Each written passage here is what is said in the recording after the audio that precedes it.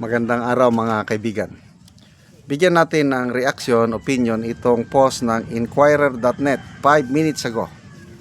Tungkol ito sa magkasalungat na pahayag ni Senator Lacson na parang hindi ang palasyo, si Anticler.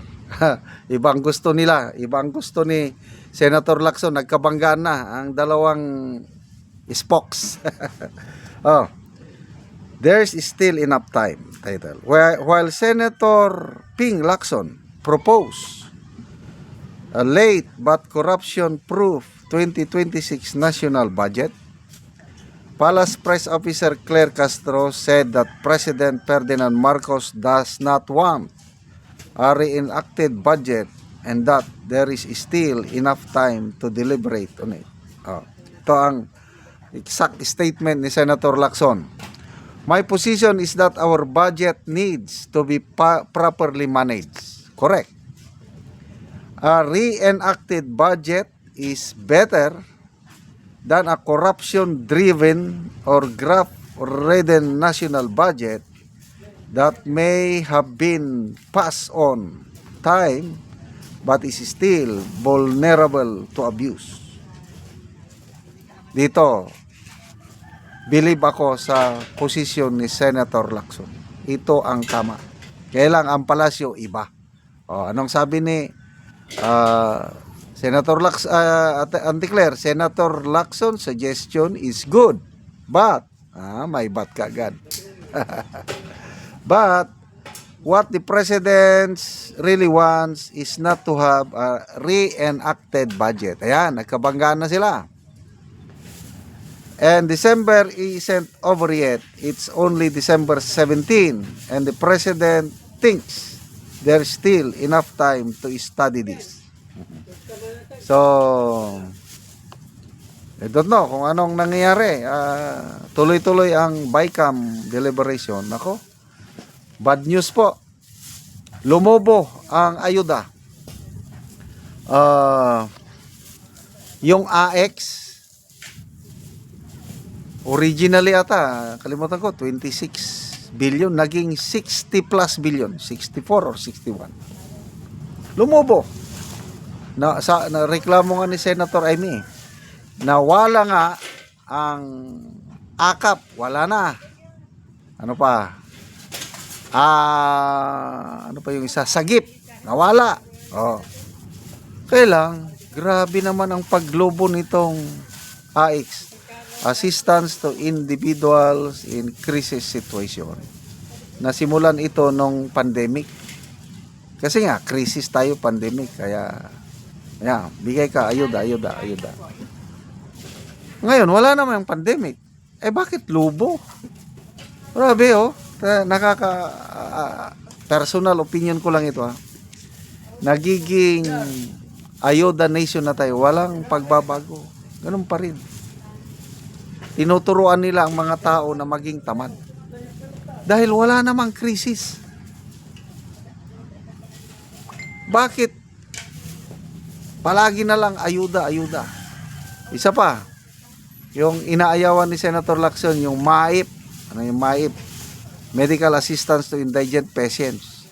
Na kailangan mo pang pumila sa mga opisina ng mga kongresista, magmakaawa ka, magluhod-luhod ka doon para makakuha ka ng guarantee letter para matulungan ka sa iyong pangangailangan sa ospital. Maraming umaangal. Yung mga matitinong mambabatas, ayaw nila yun dahil una, pera ng taong bayan yun. Hindi naman pera ng mga kongresista o politiko. Bakit hindi na lang ibigay yung pondo na yan, 51 billion ata, incorporate na nila sa budget ng DOH? Para pag may hospital na kawawang-kawawa, nandun na yung pondo. Bakit idadaan pa sa mga politiko, lalo ng mga kongresista? Yun ang inaayawan ng mga ibang mambabatas. Particularly yan si Senator Lacson, Senator Pia Cayetano, Senator Aime. So yan, contentious issue yan, yung MAIP. Mga pagdidebatehan na pag hindi sila nagkasundo, yan, MAIP. yung pipila ka pa sa mga opisina ng kongresista. Ano pa yung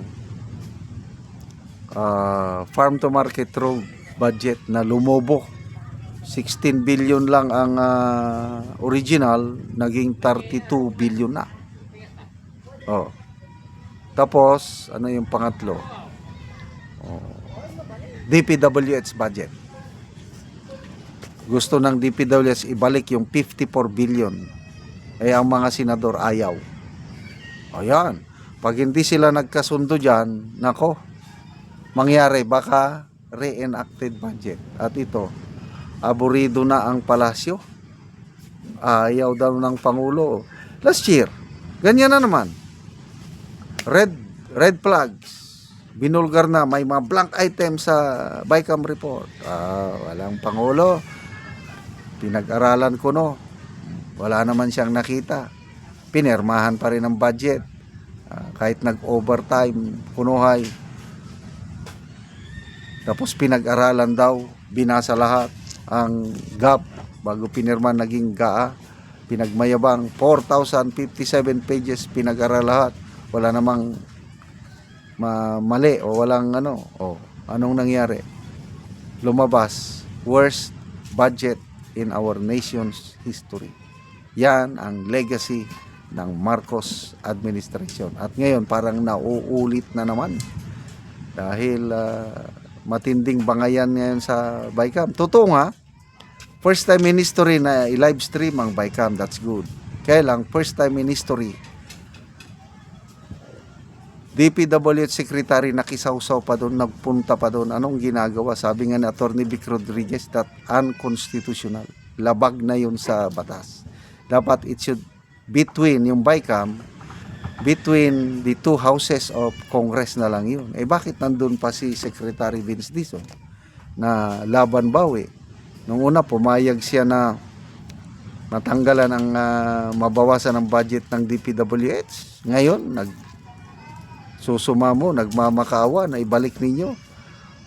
Nag-apologize sa mga senador dahil mali daw, kulang yung data na ibinigay niya. Ngayon, nagbigay ulit ng additional data. I don't know.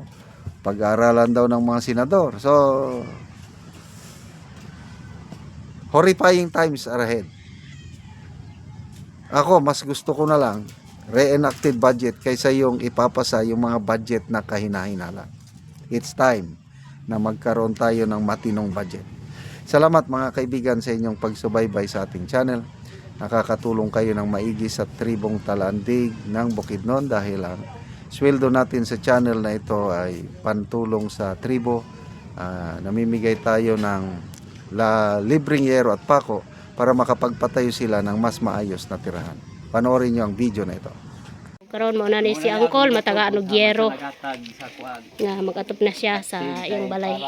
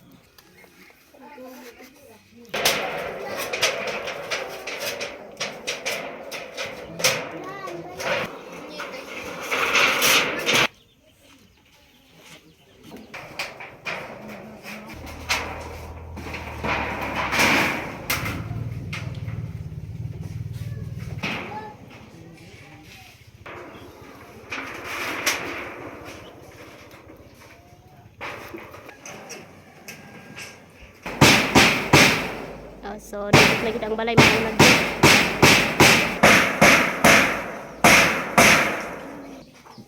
So, nahuman nagyod ang balay. So, nahuman nagyod o atop. So, nindot na kaayo. Ang imo na to, Day. Imo na to. Nahuman naman to. So, nindot na gyud kayo ang yang balay kay nahuman na. So, unsa ang imong masulti nga nahuman na gyud ang imong gipatindog nga balay nga natagaan kag yero? Nagpasalamat ko sa Ginoo kay natagaan ko yero. Salamat gyud kay sa nag-sponsor Kaya kung wala ang tabang dili gyud ko makabalay. Nanginaot ko nga dagan pa ang matabangan nga sama na ko nga nakabalay. Nakabalay na ka. So pila na ka tuig aya pa ka nakabalay? 2 years na. So 3 years na siya haya pa nakabalay. So nindot na kay ang balay. So nagpasalamat siya sa nagatanaw sa video. O labi na sa Ginoo o sa nag-sponsor. Sige, salamat.